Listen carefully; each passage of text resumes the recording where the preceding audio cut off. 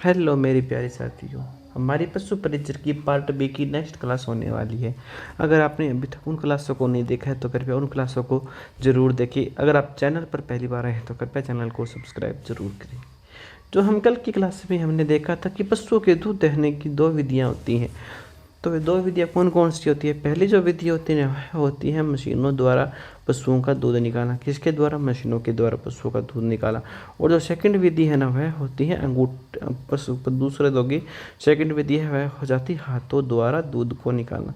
किसके द्वारा दूध निकालना? हाथों के द्वारा दूध को निकालना। तो यह इस प्रकार से पशुओं के दूध दोहन की दो विधियां होती है। तो कल हमने जो मशीनों द्वारा जो दूध दोहन की जो विधि थी ना उसके बारे में तो पढ़ दिया था, लेकिन आज हम हाथों द्वारा जो दूध दोहन की विधि है ना उस पर हम संक्षिप्त चर्चा करने वाले। तो सबसे पहले हो जाता है कि इस विधि में थन का अंगूठा और प्रथम अंगुली के मध्य मजबूती से पकड़ा जाता है। यानी इस विधि के तहत दूध निकालने के लिए थन का अंगूठा यानी थन का अंगूठा और प्रथम अंगुली के मध्य मजबूती से पकड़ा जाता है। यानी इसके अंदर थन को अंगूठे और अंगुली के बीच में कसकर पकड़ा जाता है। इसके बाद थन को उसी स्थिति में नीचे की ओर खींचते हुए तथा उसके बाद उसी स्थिति के अंदर थन को नीचे की ओर खींचते हुए ऊपर से नीचे तब तक घास खिसकाते हुए कि दूध की धार निकलती है।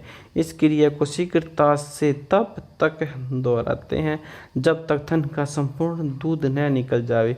इस विधि का उपयोग थनवाड़ी गाय और भेड़ों का दूध निकालते समय या फिर अंत में जब दोनों में थोड़ा सा दूध शेष रह जाए तो उसे निकालने के लिए काम में करना चाहिए। तो क्या हो गया? तो यहाँ पर यह होता है कि जो आपकी दूध निकालने की जो विधि है ना, कौन सी विधि? हाथों द्वारा।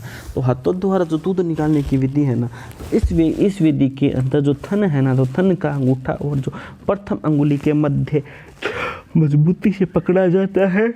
इसके बाद थन को उसी स्थिति में नीचे की ओर खींचते हुए ऊपर से नीचे तक हाथ खिसकाते हुए और दूध की धार निकालते हैं। इस क्रिया को शीघ्रता से तब तक दोहराते हैं जब तक कि थन का संपूर्ण दूध न निकल जाए।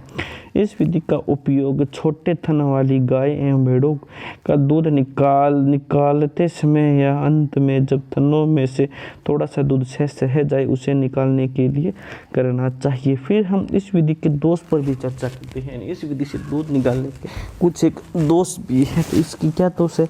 तो इस विधि के अंदर पशु का दूध दोहनते समय बहुत कष्ट होता है। यानी इस विधि के दौरान पशु का जब दूध दोहते हैं तो पशुओं को कष्ट होता है। फिर है अंगूठा दबाकर। क्या हो गया? अंगूठा दबाकर यानी इस विधि में चारों अंगुलियों को थन के चारों ओर लगाकर अंगूठा बीच से दबाकर दूध निकाला जा सकता है। इस विधि से दूध निकालते समय पशु को कष्ट भी होता है जिससे पशु पूरा दूध नहीं उतारता। कई बार तो अंगूठे के दबाव के कारण थन को भी क्षति पहुंचती है। इस विधि द्वारा लगातार दूध निकालने से थन खराब होने की संभावना रहती है और कभी कभी थन में गांठें भी पड़ जाती है। और इस विधि द्वारा पशु को नहीं दोहना चाहिए। यानी जो अंगूठा दबाकर जो विधि है ना, जो अंगूठा दबाकर जो विधि है, तो इस विधि से क्या होता है? इस विधि से चारों अंगुलियों को थन में चारों ओर लगाकर अंगूठा बीच से दबाकर दूध निकाला जाता है। इस विधि से दूध निकालते समय जो पशु होता है ना उसको भी कष्ट होता है।